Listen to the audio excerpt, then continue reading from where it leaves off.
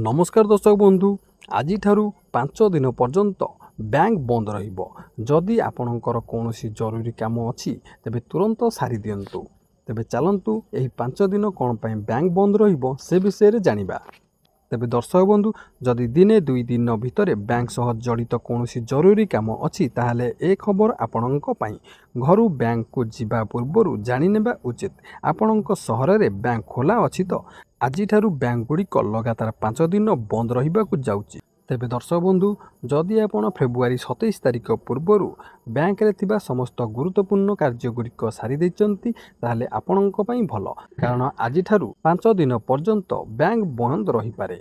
तेबे दर्शक बंधु भारतीय रिजर्व बैंक पूर्वरु ही स्पष्ट करिछि होली एवं सप्ताहांत पाई देशव्यापी भिन्न भिन्न स्थान रे बैंक बंद रहिबो।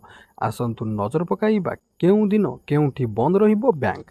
तेबे दर्शक बंधु आज हेउची 28 फेब्रुआरी शनिवार, मासर चतुर्थ शनिवार पाई सारा देश रे बंद रहिबो बैंक।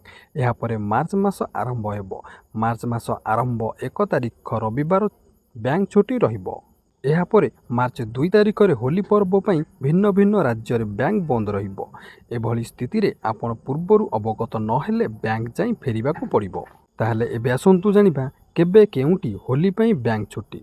चलित थर होली को नहीं टिकिए द्वंद्व रही। आरबीआई मध्य तार छुट्टी कैलेंडर रे 2, 3 और 4 मार्च रे होली छुट्टी घोषणा करिछि। मार्च 2 रे होलिका दहन दिन केवल लखनऊ और कानपुर रे बैंक बंद रहिबो, जेतेबेले कि सारा देश रे खोला रहिबो बैंक। सेही भली मार्च 3 तारिख रे दिल्ली, मुंबई, जयपुर, पाटना और कोलकाता भली बड़ बड़ सहर रे धुलंडी और दोल यात्रा पाई बैंक छुट्टी रहिबो। मार्च 3 तारिख रे होली पर्व पाई देशर अधिकांश सहर जेभली अहमदाबाद, चंडीगढ़, रांची और लखनऊ आदि स्थान रे बैंक बंद रहिबो।